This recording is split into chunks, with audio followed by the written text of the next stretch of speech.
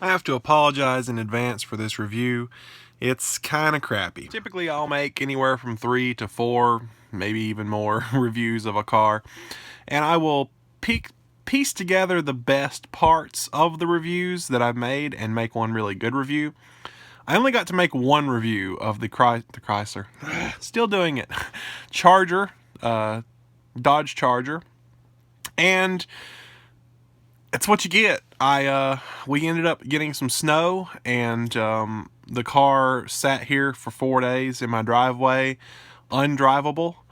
Couldn't get it out because it's rear-wheel drive, and there was snow everywhere.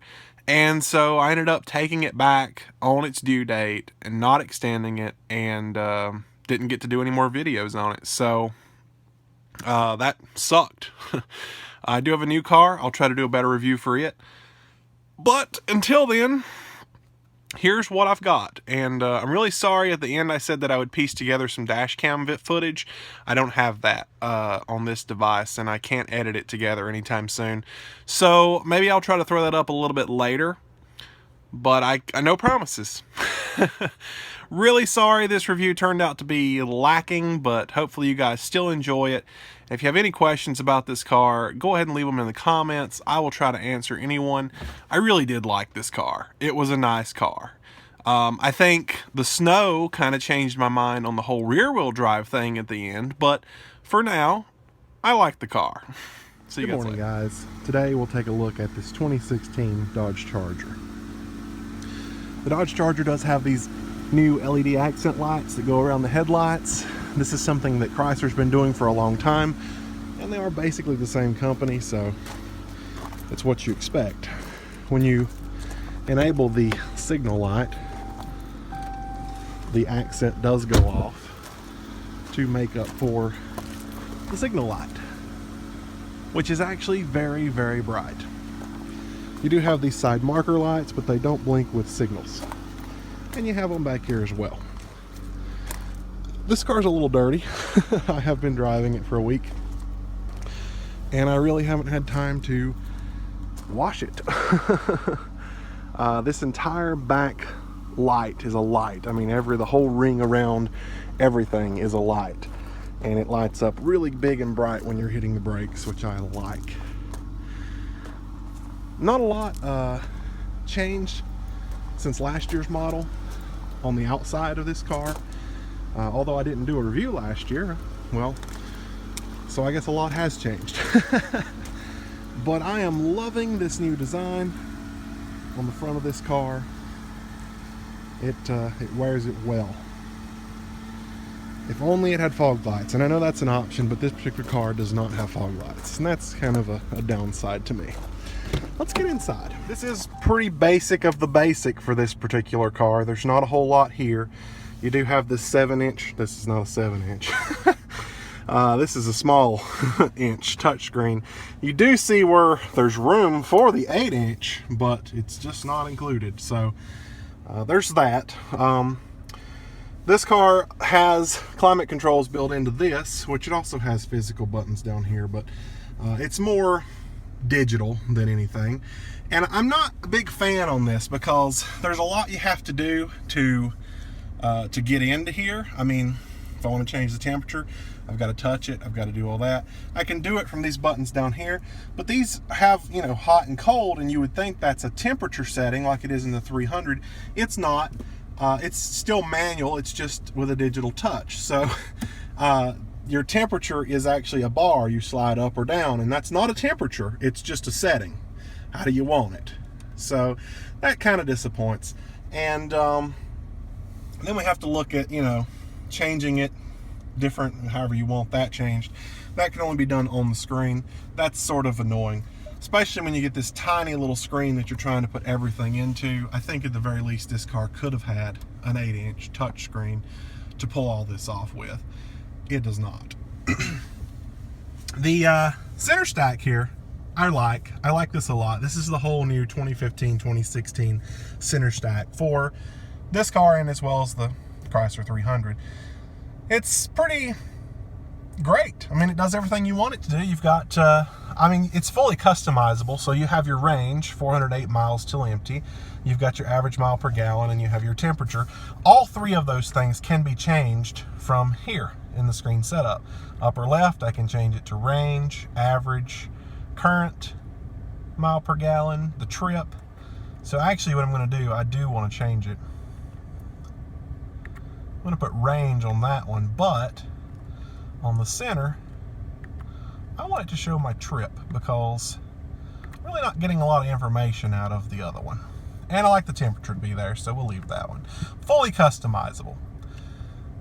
You do have your speedometer, which is what I prefer to leave it on when driving.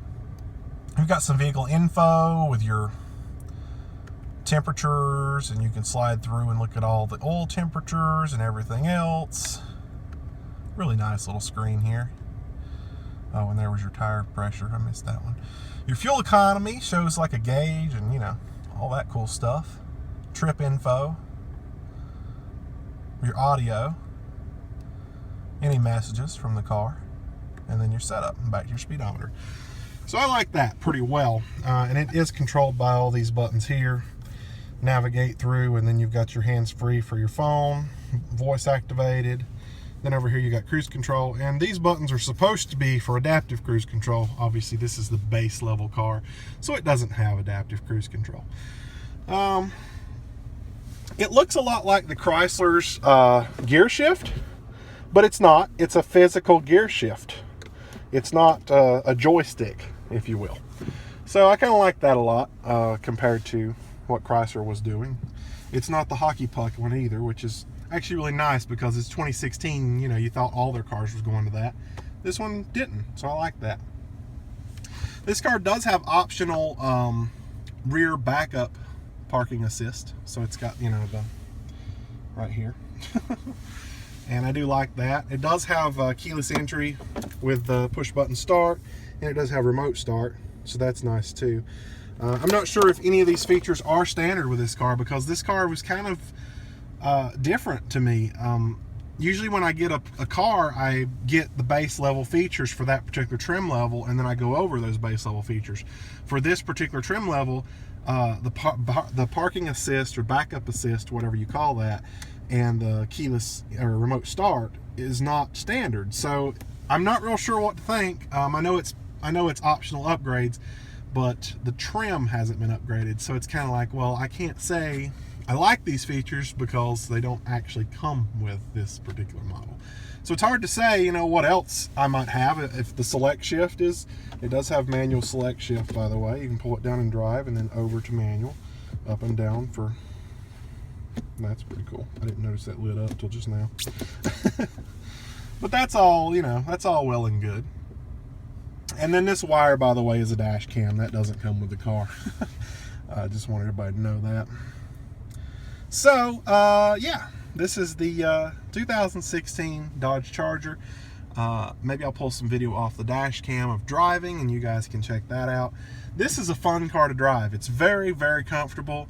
It's very sporty. It looks sporty. It feels sporty. It's only a V6 under the hood, but it feels really good driving. And this car may have almost changed my opinion on the Chrysler 300. I was all dead set on getting the Chrysler 300, and now I'm kind of liking this. It is missing a few things. It does have cloth seats. It's not leather. The 8-inch touchscreen is a big deal for me. I would absolutely have to have that. And your mirror here is not auto dimming. It's manual, or, you know, where you do this number. So I'm not a big fan of that, but yeah, that's kind of what we're looking at. So that's the 2016 Chrysler. No, it's not a Chrysler. See, I like it so much I called it a Chrysler. Dodge Charger, and this right here gives the Chrysler a run for its money.